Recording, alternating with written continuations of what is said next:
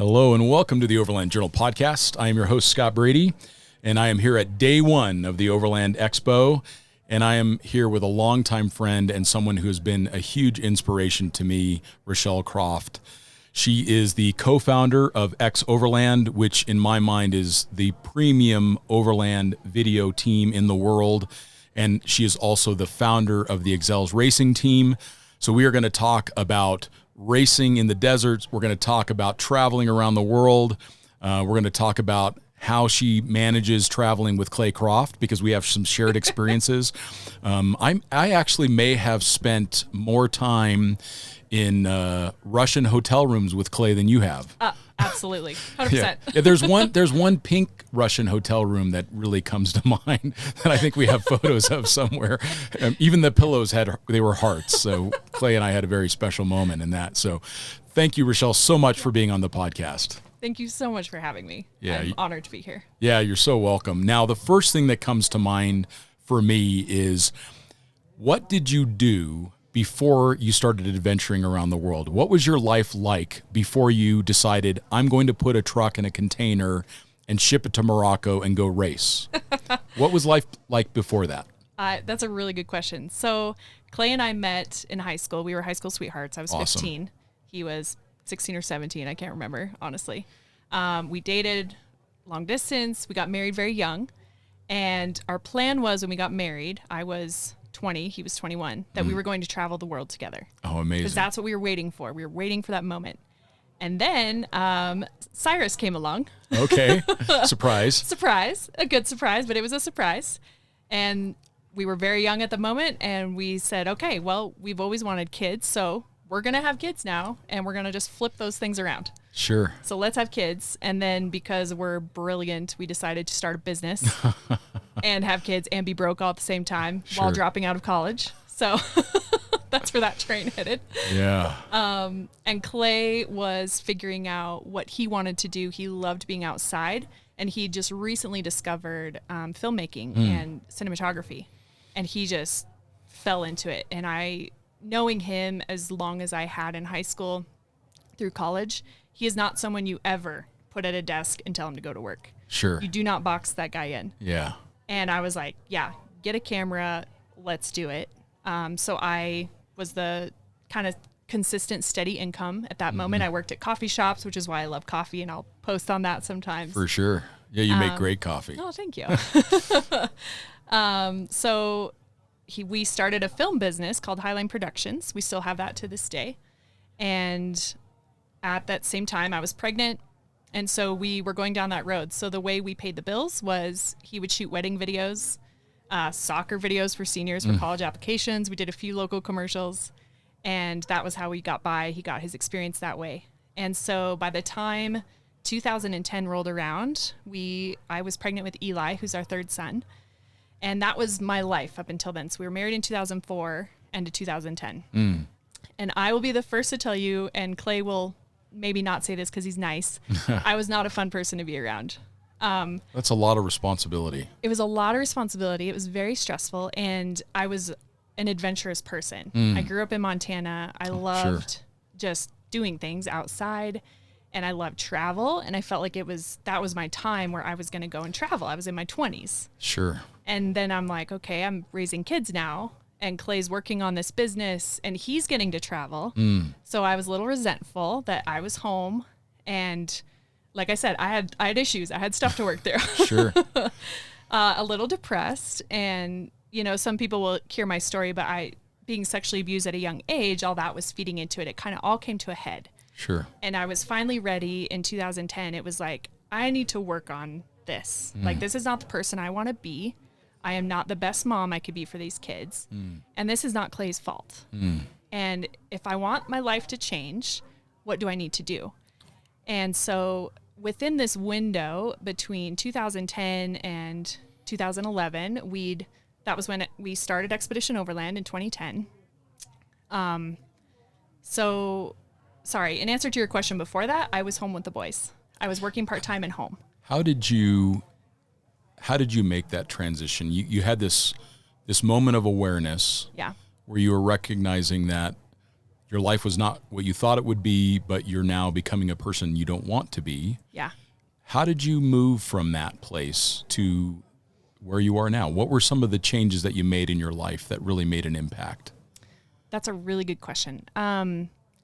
I started reaching out to people that I didn't know. One, I recognized I needed friends. I didn't have a lot of friends because a lot of people we went to college with had married and moved away, or they just moved away, and we were the first ones to have kids in our circle.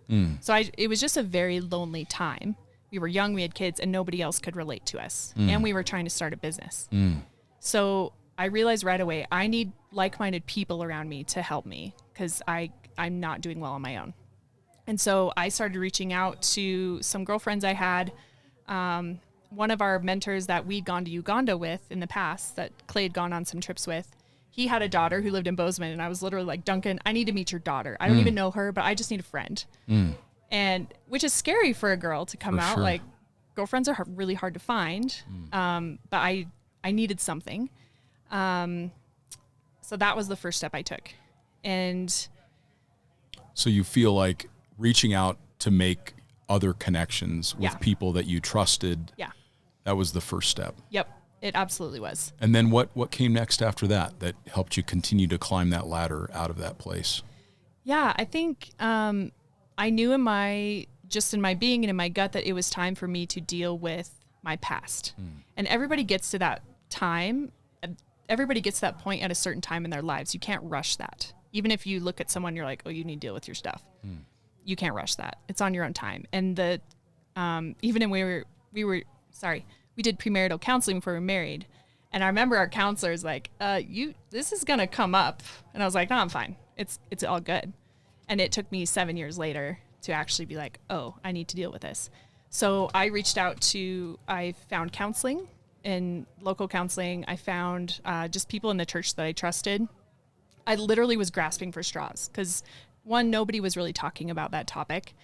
And so I just started reaching out to different churches in the area. And I was like, do you have a women counselor? Can I meet with you? Do you have resources? And just kind of that, it finally led me to someone who could start helping me in that process. Yeah. So that was a big thing for me. Yeah. Yeah. No, thank you. It's such an incredible journey that you have been on, and you being vocal about those experiences. As I remember you describing to me soon after you started that process, the number of people that reached out to you, that needed that touch point, that recognition that here is this person that has done all of these amazing things, and they're talking about something that I've experienced as well. Yep. Do you feel like you were able to help others, like that you had a lot of outpouring of folks reaching out to you? Yeah, for sure. So after, to fast forward a little bit, in 2014, that was the second rally I did in Morocco. And we ran kind of this whole campaign about, hey, to raise awareness, to rediscover your voice. And I partnered with a nonprofit out of Atlanta, and the whole reason behind it was to tell people like, hey, we need to talk about this, but don't get stuck in it. You can still go out and be the person you want to be. It might take a little extra work, but I'm out here racing in the desert because this is what I found, like kind of lit that spark in me. And that's why Morocco is so crucial also to my healing process. Because I found that thing, and that's not it for everybody. It's going to be completely different. You don't have to ship a truck to Morocco to do that, Right. For me, I needed a big shift and jolt, and it just really drew me. And so it definitely lit that flame in me again to be like, this is who I want to be. Here she is. It was like I hadn't even met her yet. Wow. And being out there with these women and problem solving and having hard days and getting through to the other side, that was the person I knew I wanted to be. Oh, that's incredible. And how did you find out about the Trophy Aisha de Gazelles? How did you even learn that it existed? Yeah, so Clay actually was my touch point there. He was in, I think it was Hollister, where he met you for the first time. Sure. And he was debuting our very first episode of Expedition Overland, and Emily Miller was there talking about this rally in Morocco. And Clay had met with her, chatted with her. He's like, this might be good for my wife in a very loving way. She needs something like this. And he brought home this postcard and handed it to me. And I looked at it literally and was like, well, that'd be nice. Wouldn't that be cool? And I was telling you, I was not a nice person. But that was when I first heard about it. And then at our first SEMA show, you encouraged us to go and figure out what we could do with Expedition Overland. I met my first teammate, Julie Meadows, at the MaxTrax booth. And I'll never forget it. Brian McVickers was there, and Julie and myself and Ben and I think one other guy. And she was like, hey, did you hear about this rally in Morocco? I was like, yeah, it sounds pretty crazy. And she was like, wouldn't that be kind of cool to do it? And I said, yeah, it would be awesome. I was like, well, I really like to drive. She's like, well, I'll learn to navigate. And then all these guys came around us, these men, and they were like, you girls need to do this. This is amazing. And I'll never forget that support that we had from them. It was really cool. It really helped propel us. And that's literally how we started. The race was 5 months away. I knew nothing about raising money or driving in sand. I grew up in Montana. I was like, I can drive in snow. Is it the same? I had no idea. Awesome. And that's where it all started. And so you're 5 months out. You reach out to the organization to find out what that means. Did you talk with Emily as well to get some insights? She was phenomenal. So she really kind of took the role of kind of the American liaison for us because, one, I didn't speak French, and it is a French event. So the website wasn't even in English. I had no idea. And so she really helped. She had done it I think she competed for 3 years as well. And she got really passionate about it and wanted to include other women in this. And so she really helped hold our hands and go through the whole process. And then what truck did you take?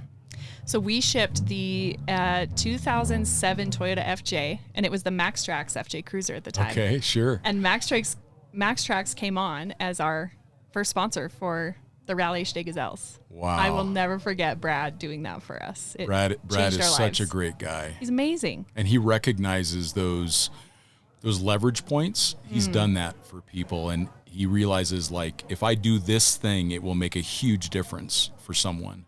And I've seen him do that a few times. Yeah, Brad's an amazing dude, for sure. And he did that with Expedition Overland, too. He saw that in Clay, and he was like, you know what? I've been where you are starting a business, and I needed someone to believe in me. You were one of those people for us. And he was like, I will be your first sponsor. And he's still one of our longest running members. Yeah. Incredible. Yeah, the whole organization. And, of course, what Matt and Laura have done with it here in the United States is so impressive. So, okay, so now you've got an FJ Cruiser. Yep. You're going to go and race in Morocco. Yep. Did you do anything to the truck? How did you prep it for this, and how did you prepare yourself? Yeah, great question. So Emily, like I said, this was new for everybody. So she, for the first time, kind of got a training rounded up in San Diego to teach us how to drive in the sand dunes. And so I flew into Las Vegas and met Julie, who I'd only met once. And it was kind of that moment you get off the plane, you're like, what am I doing? Yeah. Like, I really don't know. How is this going to really go down? How is this really going to happen? Yeah. And I remember, so we stayed with them at their house in Las Vegas. We drove to San Diego. We had a class, and the only teacher that could teach us navigation had come in from Canada and spoke French. So it was a very heavy French accent trying to teach us how to use a map and plot points, which I'd never done in my life. And I'm still not good at it. It's difficult. I'm not. Thank goodness for navigators. So we had a little bit of that for a day. And then we went out to Glamis. And this is really cool. Rod Hall was there. Oh, wow. Because he was one of Emily's mentors and trainers as well. So one of my first experiences driving in sand in that FJ Cruiser was Rod Hall on my back seat. And he's just like, gun it. You know, I looked at this big sand hill. I'm like, can I make it up that? He's like, I don't know. Let's find out. Put it down, hammer down, you know. And that was my training. As we did other things too, but that was the moment that stood out, and it was fantastic. I love that memory. That is something about sand, is that you have to trust momentum a little bit. Yes. People confuse speed with momentum, but speed rarely does what you want it to do in the sand, but momentum makes a big difference. Yes. If you can just kind of maintain that momentum through the dunes with just enough to crest the ridge. Yep. and it totally makes a difference. Yep. Well, that's your training. Yep. That was it. You've had some navigation. You've done some driving. The truck goes in a container. Yes, thankfully. And then where did you fly into? Did you fly right into Morocco, or did you fly into Europe first? Or we flew into Europe. It was one of the years where our official start for that rally was in Paris, which was amazing. That is amazing. We were right across from the Eiffel Tower. It was gorgeous. And that year we were only one of 2 American teams. So we fly in. The truck had been shipped to a friend in Belgium who drove it down to Paris for us. Julie and I flew into Paris with all our luggage. We way overpacked, as everybody does. Sure. The truck was way too heavy. Sure. We had like 7 air filters. It was ridiculous. You were prepared. Very prepared. And so we had way too much stuff. It was really heavy. And I remember we had to get something welded to the bottom. It was a skid plate that needed to be fixed. And we just drove the FJ down to Paris. And we're like, that kind of looks like a service station. And we pulled in, not speaking a lick of French, trying to explain to this guy in English and charades, Sure. what I need done to the underside of this truck. And finally, we run down the road and find someone that can speak English, can translate for us. And he comes back and translates, and then we get it figured out. And I was like, I haven't even started the rally yet, and I'm already in a rally. This is the most so cool. I've ever been out of my comfort zone, and it was so fun. You just got to make fun of yourself. It's all you can do. You do. Yeah. You do. I mean, I look back at pretty much everything I've done and can make fun of myself. I'm like, why did I even do that last week? I don't even know why I did just put that the ego thing. aside. The ego is all in our own mind. Yeah, there's not a whole lot of coolness happening. No. Yeah. Oh, okay. So you start in Paris. Yep. And how many teams were competing? I believe there was around 100 and it was between 130 and 140. That is a lot. It's a lot. They're in their 30th year this year. So it's amazing. It's an amazing event. One other American team, we just were kind of flying by the seat of our pants. They're barking instructions at you in French on where to pull up and what time and what your start time is. And we're like, I don't even know how to sticker a car, and we're supposed to sticker a car, and it was just one thing after another. I'm like, I have no idea what we're doing. So amazing. Yeah. So then you drive from Paris. I'm assuming you probably end up in Marseille or something for the ferry. Tangier's on the other side. Yeah. What's the Spain side? Ferry? Oh, so you went from out of probably Gibraltar or somewhere near there? I believe so. I can't even remember. Yeah. I need to look that up. That's embarrassing. So you took a ferry over to Tangiers. Yep. And then does it start in Tangiers? No. Or? So then you drive 8 hours to Erfoud, where you actually start. Yeah, that's a great area. And we didn't know that at that time, nobody had credit card machines anywhere or internet. So we didn't even know how to get from Paris to where the ferry was. That was the first challenge. Yeah. And I remember we'd see another team and we were like, oh, thank God, there's another one. And you're hoping that they're not lost too? Exactly. Yeah. Yep. So then we ferry. That's an all night. I think we got on the ferry at midnight. Barely slept. We forgot that our truck you can't have access to your truck when it's on the ferry, right, which all our food was in. So we only had enough change to scrounge up to buy a croissant, and we split our croissant in the cabin. Oh, and then we amazing. get off in Morocco and drive to Erfoud, which we didn't know where to go. There was official policemen kind of pointing at, it's all roundabouts, if you've been there. And we're like, I think we go this way and this looks about right. And we figured it out. We made it. That's so amazing. And then how long was the event? So the event, there is 9 days. You have a prologue day, which they give you maybe 3 or 5 checkpoints. It's not scored, but it kind of sets the placement of teams on which courses they'll put you on throughout the rally. Okay. We thought we found our first checkpoint on the first day. We're like, this is so easy. And then we get there and it's the wrong one. We're like, oh crap. This is how this is going to go. So you found a checkpoint, but not the one you thought you were going to find. Oh, Nope. Interesting. Nope. That's challenging. Yep. I think now they have up to 5 different groups. Okay. So you'll be A, B, C, D, E, maybe G. Sure. So you might find that red flag out in the desert, but it might not be yours. Got it. And they won't tell you. Now, were you also sleeping out of the vehicle too, or was there a bivouac? There was a bivouac. Yep. You're actually not allowed access to your vehicle at night because a lot of teams in the past have cheated doing that. They would put in GPS units. So in this rally, much like the Rebelle, you're not allowed GPS or electronics.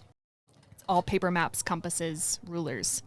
And they would have teams in the past that would plant GPS units and all this stuff. So you lock your car at night, you actually turn in your keys and you leave. So you're tent camping it in kind of a roped off area. Sure. But they feed you. They have like trailer showers.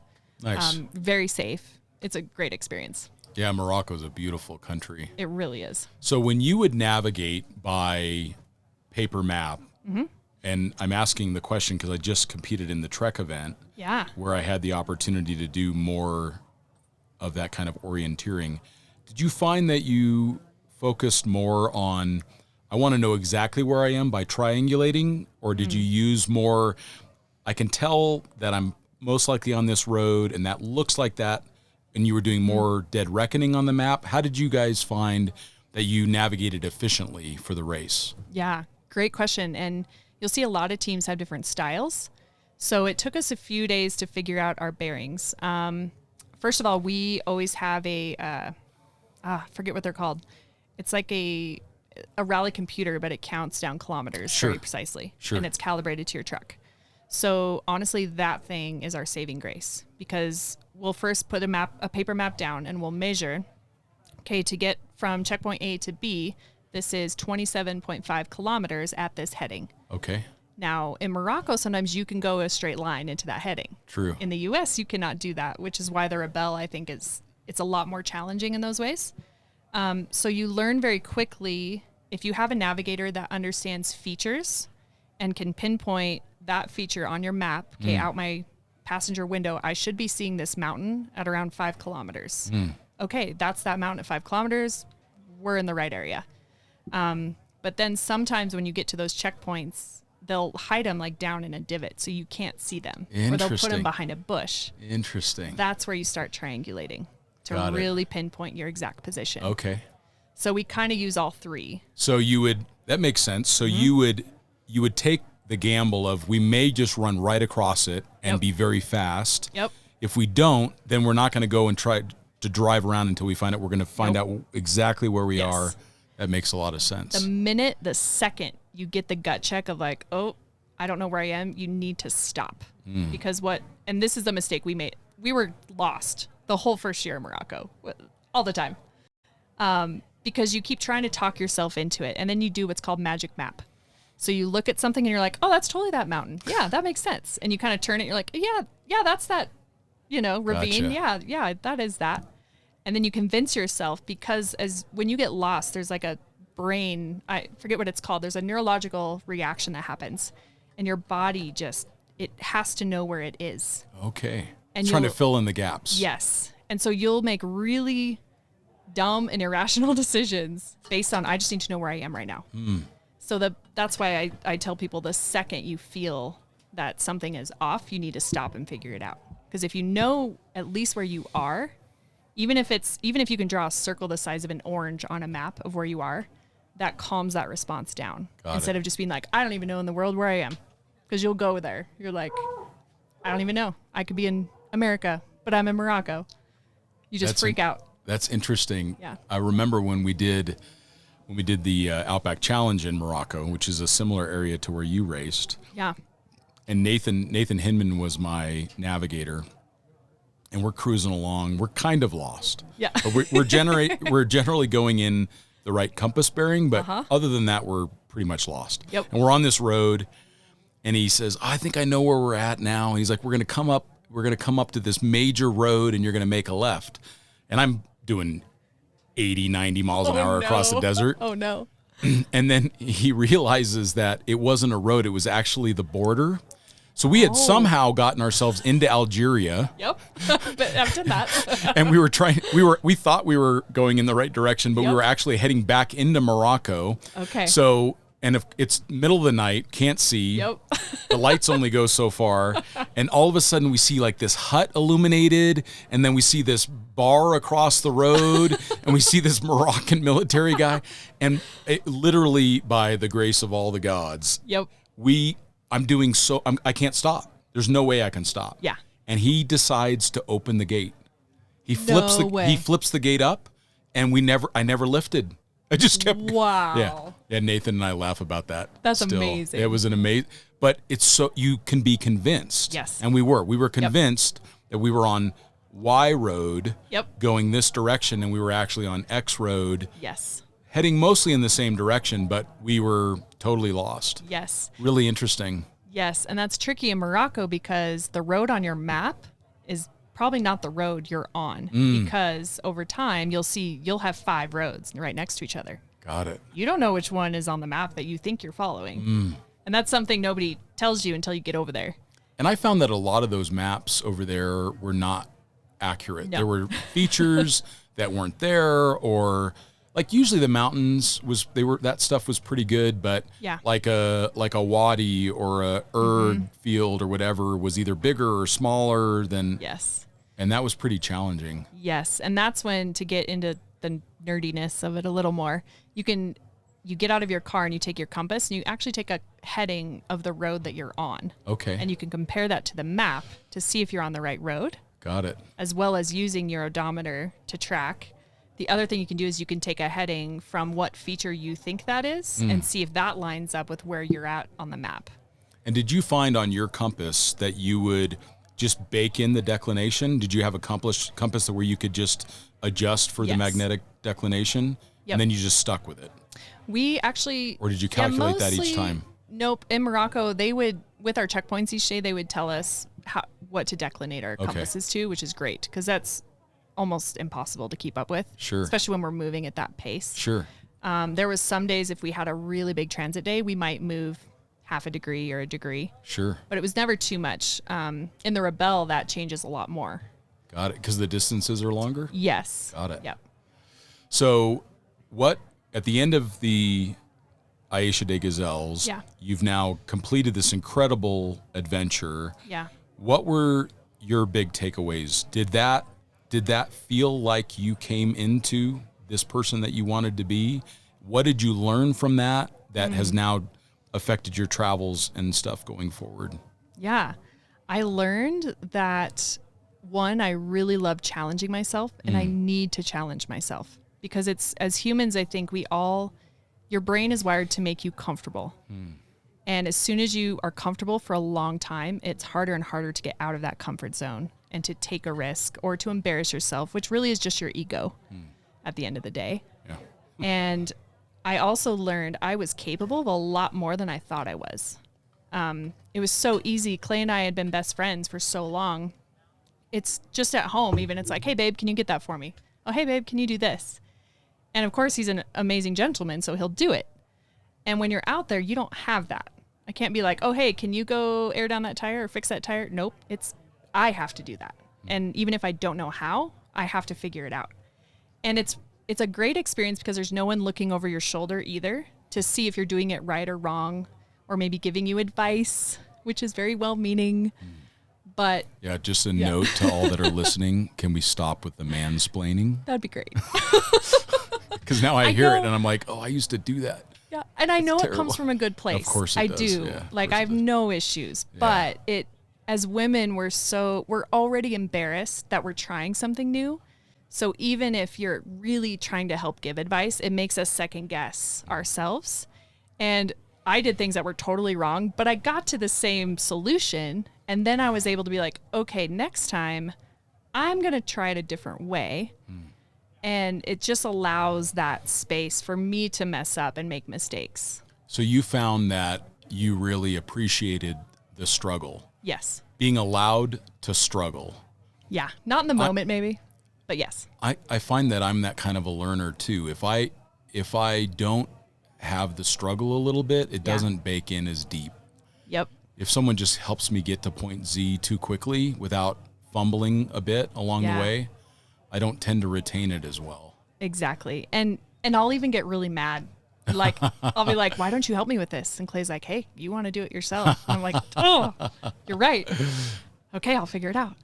Well, and you did, and you completed this amazing event. And then, if I remember correctly, you decided to go back. You liked it enough that, or at least you liked the struggle enough that I'm going to go do this again. Yeah. So Yep. what happened next? So these things are very addicting, which is why you see teams come back again and again. And maybe you've experienced this with your rallies or competitions. You're like, next time, I'm going to do it this way.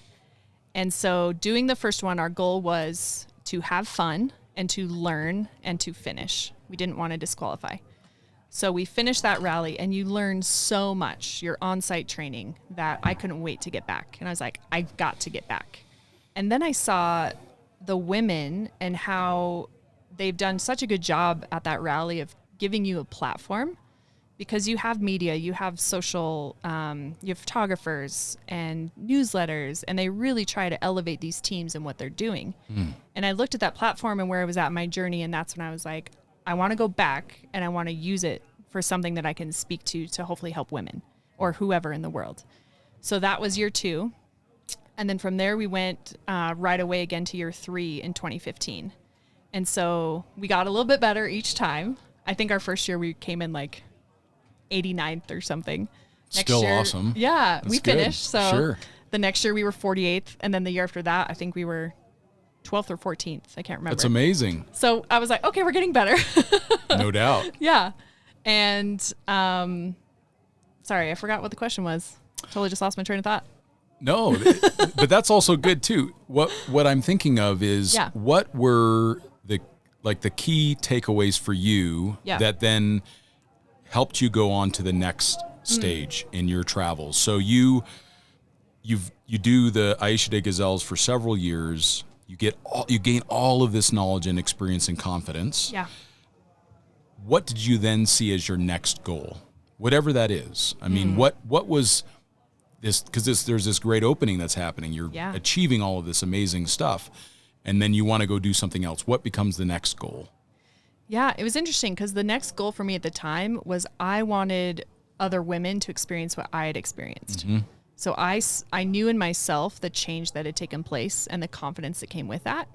And I was like, more women need this experience. They need a safe place to learn, to make mistakes, and to gain a little confidence. And so my kind of goal came from that was wanting to get more women involved in it.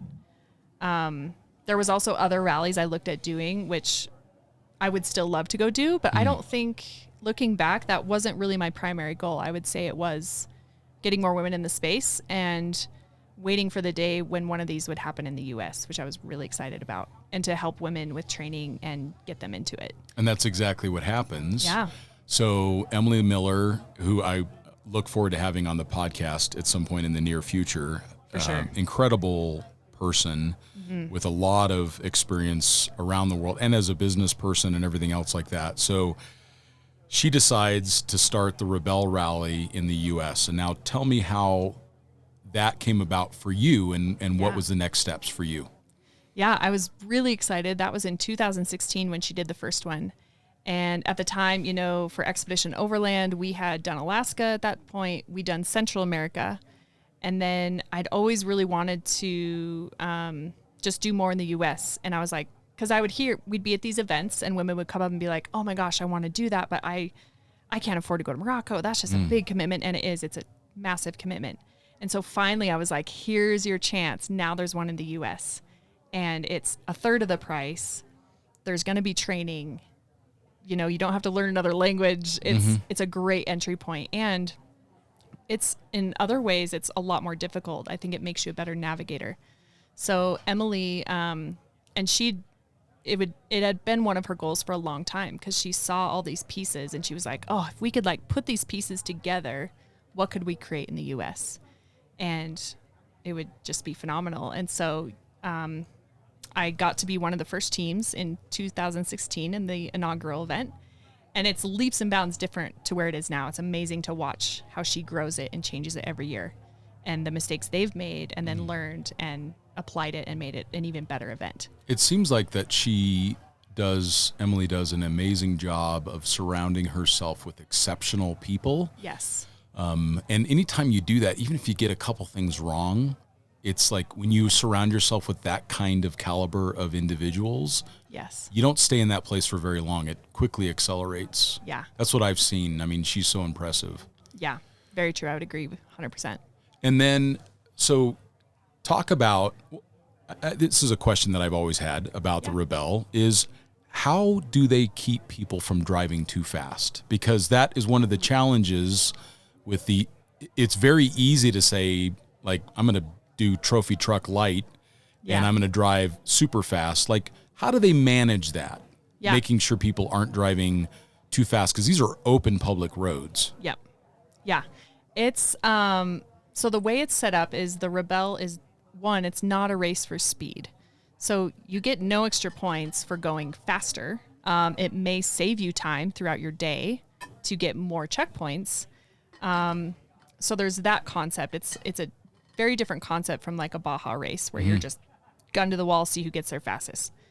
The other thing is she really ingrains in people that this car is your third teammate and it needs to get you all the way to day 8. Because if you break your car, which usually happens because you're going too fast, you might not finish, and then look at all of that prep and work that you've put into this, and you made one dumb error and went too fast, and now you have to drop out.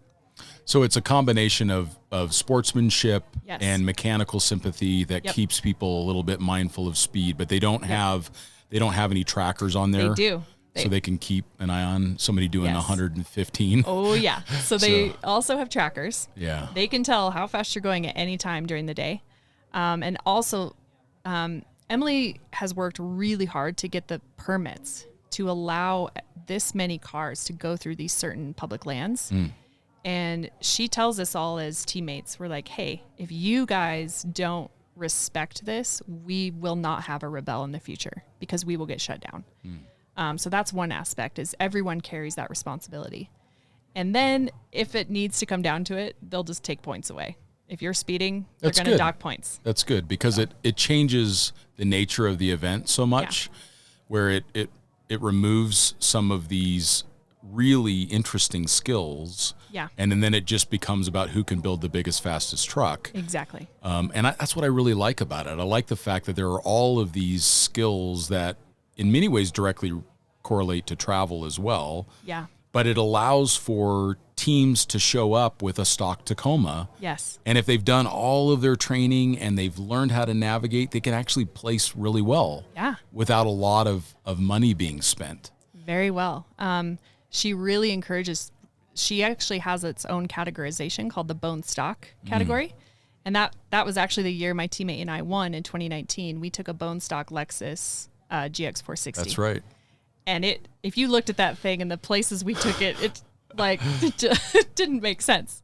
They're amazing vehicles, though. They're amazing vehicles. And it's that thing she really wants to drive home is, hey, you don't need the suspension and all the things that we think we need, right?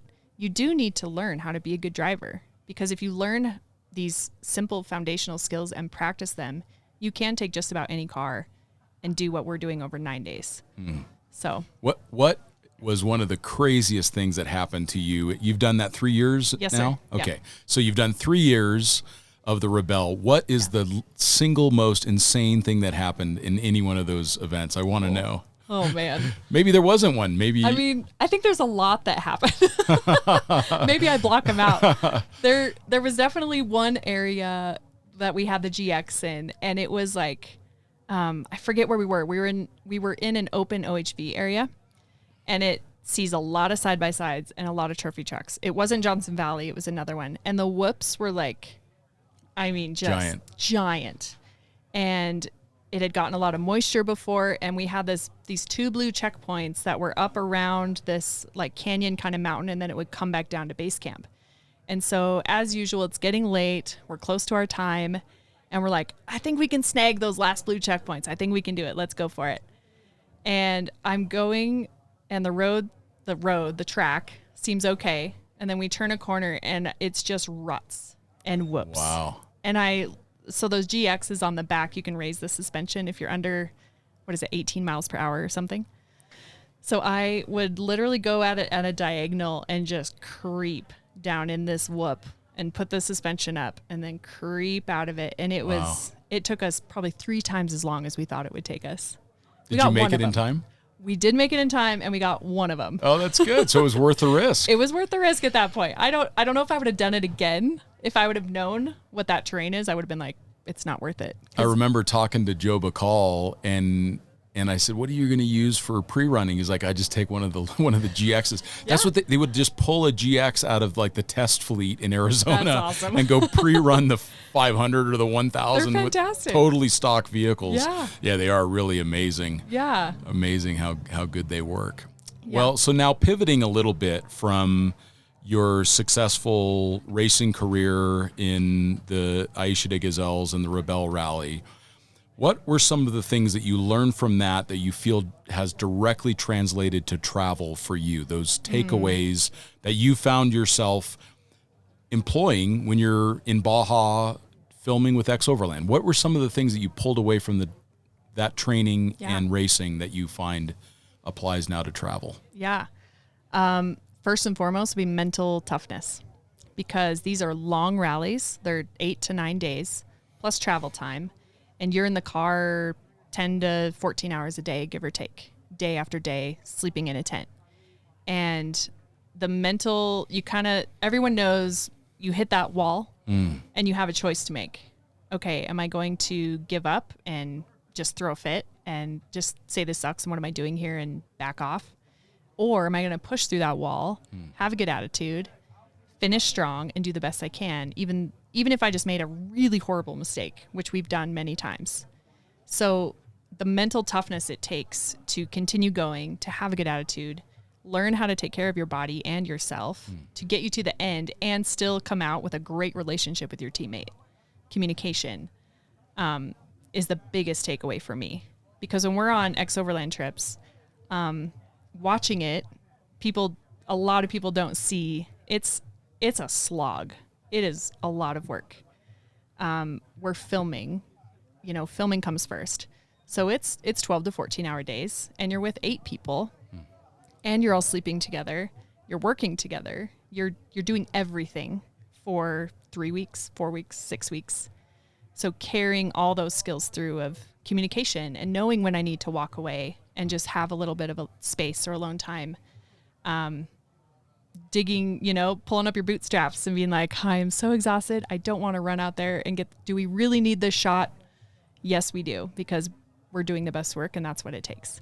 So I would 100% say the mental toughness and learning how to communicate effectively.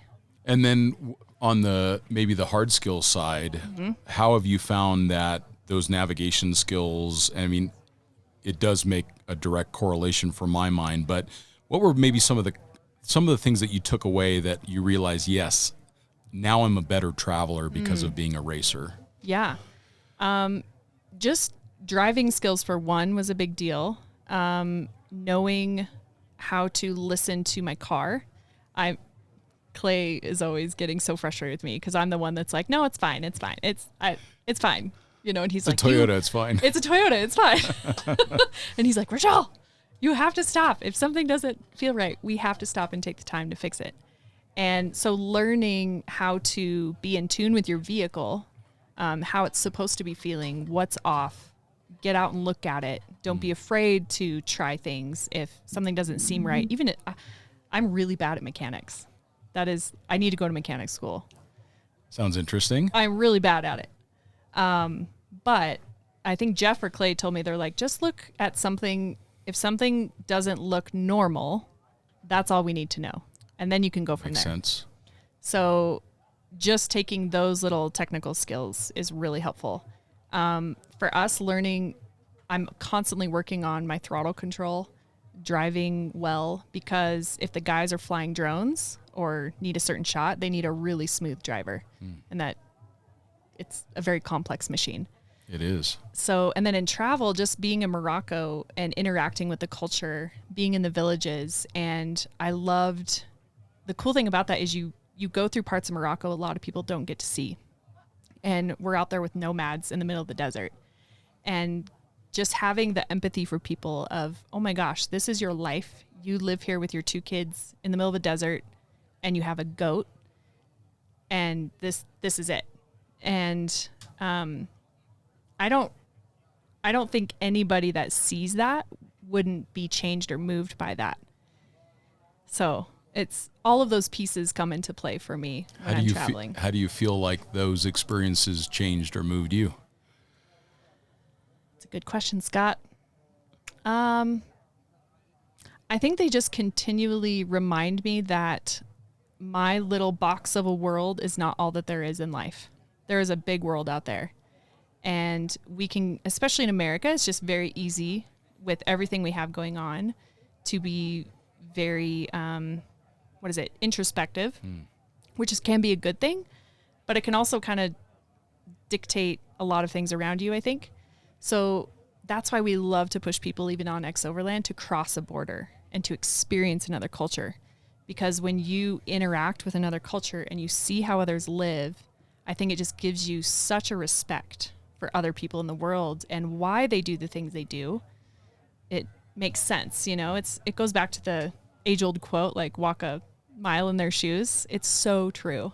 Well, and you can realize that what may on the surface appear as having less than, oftentimes is the opposite, where they have much more than we do. Yes. Which is they laugh more, they spend more time with their families. Yes. They spend more time preparing meals and interacting with their neighbors and their friends. Yes. So it's very easy to look simply at the world through our own lens, which gives us we miss out on that opportunity to change. Yeah. And I think that is where travel is so beautiful, is that it just opens your mind to the fact that there's 1,000 different ways to live, 1,000,000 different ways to live. And that if I take a little bit of the good from each of those things, my life might actually change for the better. Yep, absolutely. I call them nuggets. I love taking a nugget kind of information from where I go that impacts me. It might not impact anybody else, but it made a difference to me. Whether that's a book I'm reading or a show I'm watching or somewhere I'm traveling, I can always learn something and get something out of that can better my life. And speaking kind of on that front, if someone was to come up to you, like let's say a family member that has been following your adventures around the world and they want to start to travel, and they said, Rachelle, what advice would you give me being new to overlanding? What advice would you give someone that they're new to going and seeing the world? I would say stay teachable. Try not to carry our own biases into another country. Because anytime we travel, it's like going into someone else's house. How do you act in someone else's house?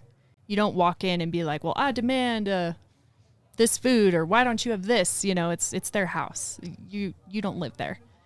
And just having a lot of respect and being very teachable is a great place to start. Whether you're going up to the state park or in another state, that's not your house either. They have, even by states, I see there's a little different culture and things that we have differently.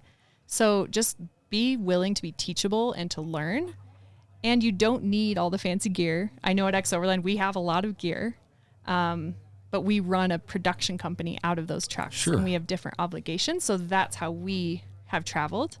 But I love being able, like Kurt does, and I know you do. You throw a stove or a jet boil in the back of a car and just go somewhere. And you will actually learn more from that experience of what you really need or what's important to you to make that a better travel experience for you.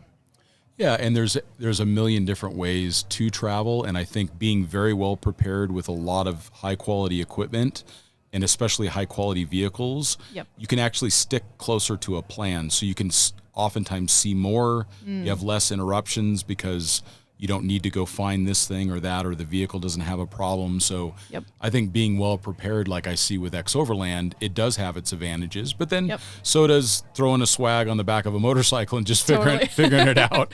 It all depends on what trip you want. Exactly. And I think that they both very much have their place. Yeah. One of the things that I like to ask in these interviews is like the books that have had an influence on you, or maybe some takeaways, maybe some of those nuggets that you have heard from people that have been your mentors in your life, or maybe a podcast that you like. I mean, obviously, Overland produces some of the highest quality video content in the world, so that's a great place for people to go to learn more. But how about for Rachelle? Where do you draw that inspiration from? I love a lot of podcasts. I would say, man, I was definitely on a, oh gosh, what is his name? I'm going to have to get back to you on his name. It's okay. Obviously, it's very important to me because I can't even remember. I love a lot of Rachel Hollis's books. Okay. She speaks a lot. One of the books that I loved, it was her first kind of nonfiction. It was called Girl Wash Your Face. And it was basically a book on like, hey, if you want your life to change, then do something. Don't sit there expecting the same different results, right? It's stupidity to sit in the same thing you're doing and do it day in and day out, expecting different results. So, yeah, I think that's the definition of insanity, isn't it? Yeah, definition of insanity. Yep. So it was just it was a book I needed at the time to it was a good kick in the pants to be like, all right, you know what?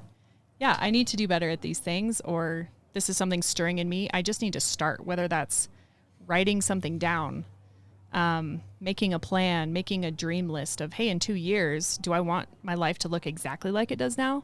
Or do I want it to look different? And I would say that's one thing I really encourage people is, we hear it a lot. Well, go back to your roots. Well, why aren't you doing what you used to do 10 years ago? And I'm like, I don't want to be the same person I was 10 years ago. She wasn't awesome. She was okay, but I would never want to not grow, because if you're not growing, you're dying.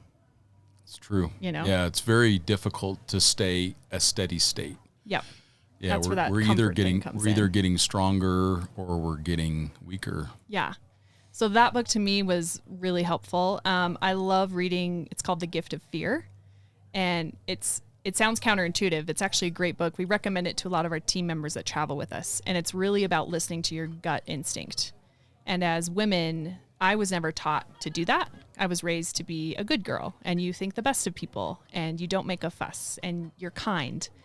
And so I always neglected my gut because I would rationalize it away. And so that book is really good about being like, hey, listen to your gut. So I recommend that to anybody traveling. And that's being kind to yourself. Yes. I think a lot of times you see people, and myself included, I've had to learn this, that being nice is not always being kind. No. Either to yourself or to others, that you're usually better off being very clear that this isn't working, or I need to set a boundary here, or whatever, especially with your travel mates. Yes. Like this, if you don't feel comfortable in a place, everyone has to respect that this one individual feels like this is not right. We got to move on. Yep. That's a rule in our group. If any one team member does not feel like this, we should camp here, stay here, talk to this person, no questions asked, we pack up and move. Yeah, that's good. And another good book, Boundaries. Read a book on boundaries. I was never taught that. I don't think a lot of people were. It seems to be happening more and more now. But Dr. Henry Cloud wrote a really good one. And that really impacted my life for the better, especially when you travel to different cultures like Morocco. They do not listen to you when you say no. I don't know if you had this experience. Hey, come to my shop and buy. Maybe it's because I'm a woman. I don't know. So come to my shop and buy a rug. I'm like, no. You have to. And they'll like literally like take you by the hand and want to pull you. And it was like, oh, you aren't offended if I say no. And I have to actually get very firm with you. Maybe I don't have to do that in the States, but learning boundaries is very key to travel and listening to your gut.